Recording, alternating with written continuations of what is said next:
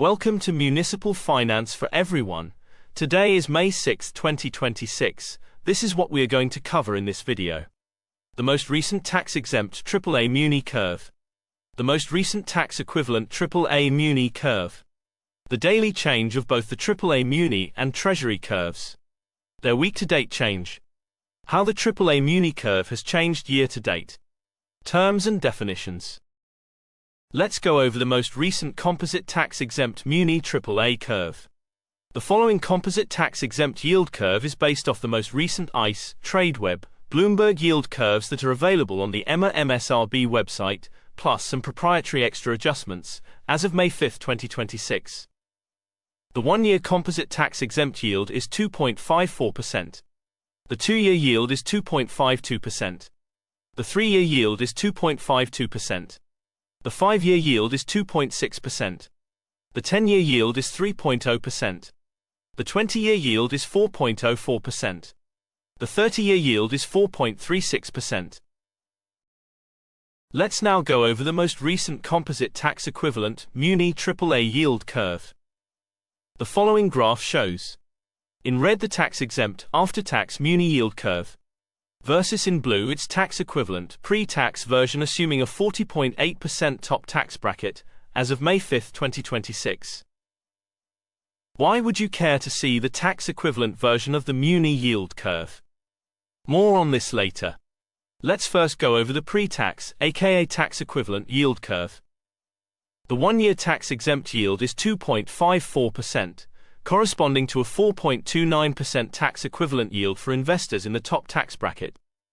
The two-year tax-equivalent yield is 4.25%. The 5-year tax-equivalent yield is 4.4%. The 10-year tax-equivalent yield is 5.07%. The 20-year tax-equivalent yield is 6.82%. The 30-year tax-equivalent yield is 7.37%. Let's now go over the tax-equivalent Muni AAA yield curve versus the US Treasury Curve. The reason why investors and financial professionals care about Muni's tax-equivalent yields is to simply have the ability to compare them against US Treasury yields, which are pre-tax yields. Observing the current graph, we can see that currently all the Muni tax-equivalent yields, based off a 40.8% tax rate, are above Treasury yields. When this scenario happens, it may be less convenient for investors to buy US Treasury bonds. For example, if you wanted to buy a 30-year bond, a AAA Muni bond would yield 7.4% compared to a lower yield of 5.0% from a Treasury bond. What if your tax rate, instead of being 40.8%, is for example 27.8%? You may wonder if Muni yields are higher or lower than Treasury yields if you are in a lower tax bracket. As of 2025, single filer earning between $103,000 and $197,000 would fall in this tax bracket.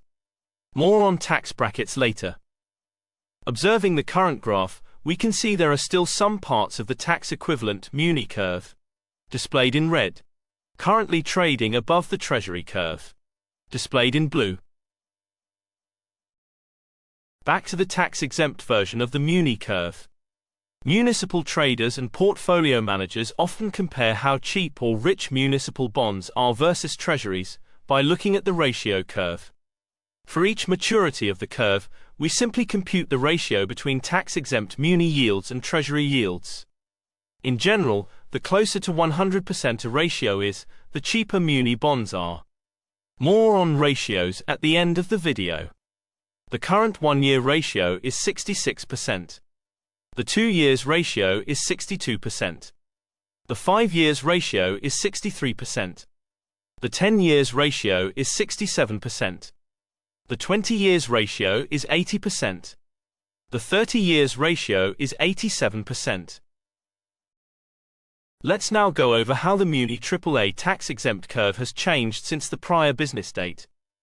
The graph displayed on the top-hand side shows the most recent curve versus the prior day curve. The bar plot on the bottom-hand side shows instead the difference between the two curves in basis points.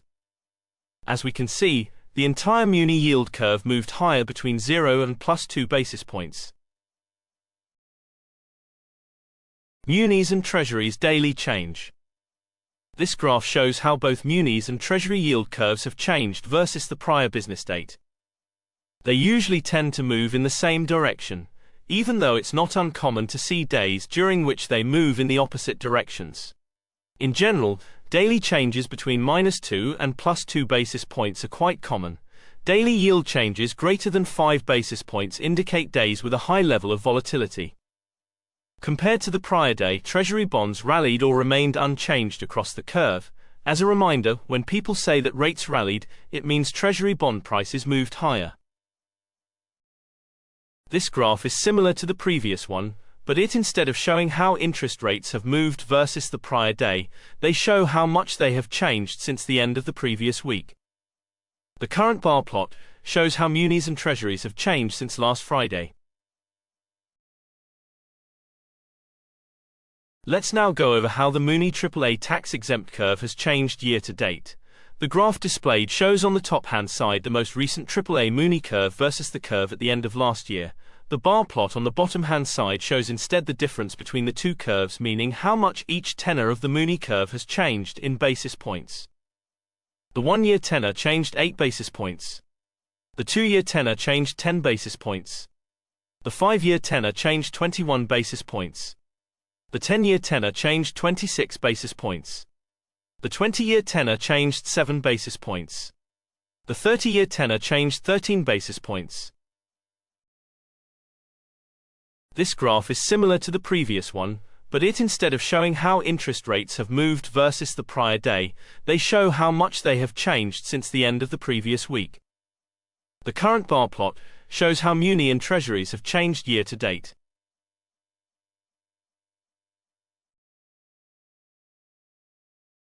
This line plot and the next plot show how each tenor of the Muni yield curve has changed over time.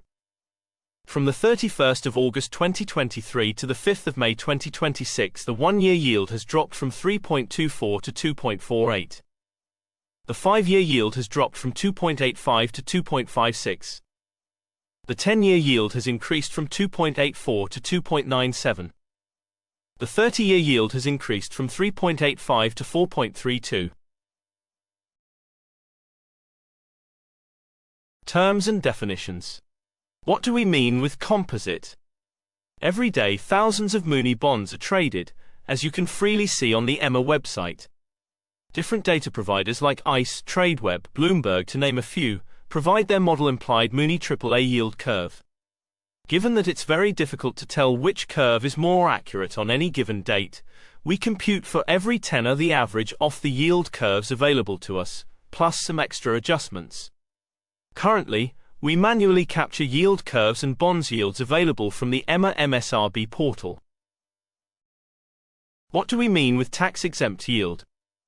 Yield is one way to measure how much return you earn each year when you invest in a bond. Meaning, yield is usually an annualized measure. For example, if you invest $1,000 in a bond with a 5% yield, and it matures in 1 year, you'll get $50 in interest plus your $1,000 back 1 year from now. But most bonds are taxable, meaning you must pay your ordinary income tax on that $50. If you're in the highest tax bracket, currently 40.8%, your after-tax interest actually received would be $50 times 1 minus 40.8%, and that's equal to $29.60. This means your true after-tax yield is 2.96%, not 5%. On the other hand, most, but not all, municipal bonds, aka Munis, are usually tax-exempt at the federal level. That means the full 5% yield from a Muni bond stays in your pocket, no federal tax is taken out. This is very important to keep in mind when comparing municipal bonds that offer a tax-exempt yield versus the yield of taxable securities, like US Treasuries and corporate bonds. What do we mean with tax-equivalent yield? From the previous slide, we know most but not all Muni bonds offer tax-exempt yields. However, in order to fairly compare a Muni bond to a taxable bond like a US Treasury, we need to ask, What taxable yield X would give me the same after-tax yield as the one given by my tax-exempt muni bond? This X is what is usually called tax-equivalent yield, TEY, and it shows what a taxable bond would need to yield to match the Muni's tax-free return. The formula to compute the tax-equivalent yield is given by Muni, tax-exempt yield divided by 1 minus tax rate. For example, if a Muni bond yields 3%, and you're in the 40.8% tax bracket, the tax-equivalent yield would be 3% divided by 1 minus 40.8%, and that's equal to 5.07%. So a taxable bond like a US Treasury would need to yield at least 5.07% to match the yield of a tax-exempt muni bond, currently yielding 3%. What do we mean with basis points? This term is often used by financial professionals. However, it's a very easy concept, don't be scared about it. Let's break it down. Basically, 1% is equivalent to 100 basis points. This means that when you hear someone saying interest rates increased by 100 basis points, that means they increased by 1%. If 1% is equivalent to 100 basis points, then 0.01% is equivalent to 1 basis point. For example, if the yield of a Muni bond changes from 4.00% to 4.01%, it's simply easier to say the yield increased by 1 basis point, instead of saying the yield increased by 0.01%. That's it. What do we mean with Muni Treasury ratios, and why are they important? First off, ratios are computed for each tenor of the curve. This means we compute the 1-year ratio by dividing the 1-year tax-exempt Muni yield by the 1-year Treasury yield. Same thing for the 2 years ratio, 5-year ratio, etc. Why do we compute ratios? They are one way portfolio managers and traders use to measure the relative value between municipal bonds and treasuries. Treasuries are the risk-free benchmark backed by US government. Munis are obligations issued mostly by states and cities. Therefore, professionals want to know, am I getting enough extra yield in munis compared to risk-free treasuries? If, for example, the 30-year ratio is 100%, that means the 30-year tax-exempt muni yield is the same as the 30-year treasury yield. However, the treasury yield is taxed, whereas the muni yield usually is not. Hence, in this case, you'd be better off holding a muni bond. In general, if the ratio is below 100%, one may think munis are rich compared to treasuries. In reality, we should always wonder, how does the current ratio look like compared to its own history? What's the average ratio over the past year? Let's make an example. You will notice from the data that usually the 1-year ratio tends to be between 60% and 65%. Hence, if the current 1-year ratio is, for example, 70%, even if this value is less than 100%, the current value would still be quite high compared to its historical average. For this reason, one may conclude 1-year Muni bonds are currently trading cheap.